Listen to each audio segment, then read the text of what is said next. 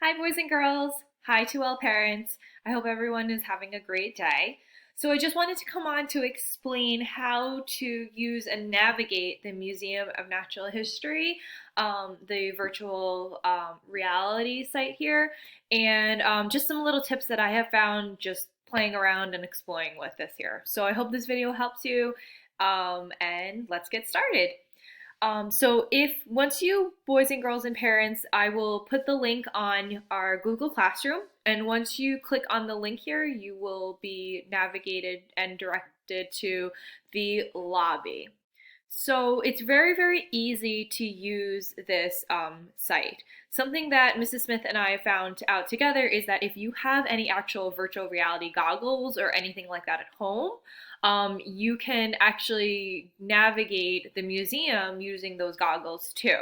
I'm not exactly sure how to specifically do it, but all I know is that if you see here, it says beta, you can use the goggles and navigate it through that way. So that should be very interesting to explore if anybody has that at home. But if you don't, you can still use the computer and it will be awesome as well.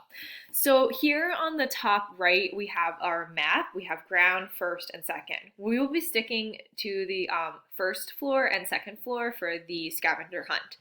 If you notice here, you can use your mouse on the computer to navigate and move your screen around. You can also easily use the little arrows here on the bottom to help you navigate through. This one makes it go zooming in and zooming out. Also on the floors, you will see here there is arrows, and if you just hover your mouse over the arrow, then you can see where the arrow will direct you to. The other great thing about this site is that on the map here, you can see these blue dots. These blue dots tell you exactly where we will lead you to. And by clicking it, you will be able to go to that area. So let's go to the Mammal Hall entrance. So if I click on that, I will be in the area of the Mammal Hall entrance, and I will be able to zoom in and out and see all around. Oops, sorry. And also I can click on the arrows on the bottom to navigate through the whole museum. Again, if you want to zoom in and see this a little bit closer, you can as well. It's very, very easy, parents, to navigate.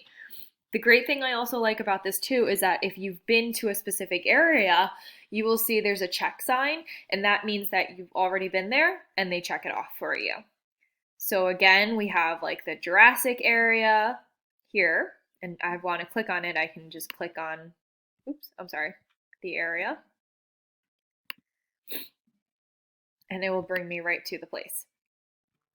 Please make sure you pay attention also to the clues that Mrs. Laspiza and Mrs. Smith give you, because we tell you exactly where we would like you to go and travel and explore in the museum to find the objects for the scavenger hunt. So some of you, I know some of you might click exact on maybe the area, but you'll click on a certain dot.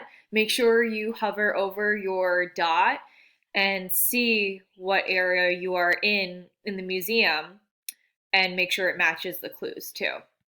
So again, this is the first floor, and then if you click here, you will see the second floor, okay? And then again, we can click on certain areas and we will find them here too. You can also click on the arrows on the floor, and that will also bring you to a different part of the museum. And if you don't want this here all the time, just click on the X and it will exit out. And then if you want it back, just click on the area that you would like it to. It's very, very easy. So again, I hope everyone enjoys this virtual field trip, and make sure you read the clues to help you figure out where you need to be. Until then, I'll talk to everyone soon. I hope everyone has a wonderful spring break as well.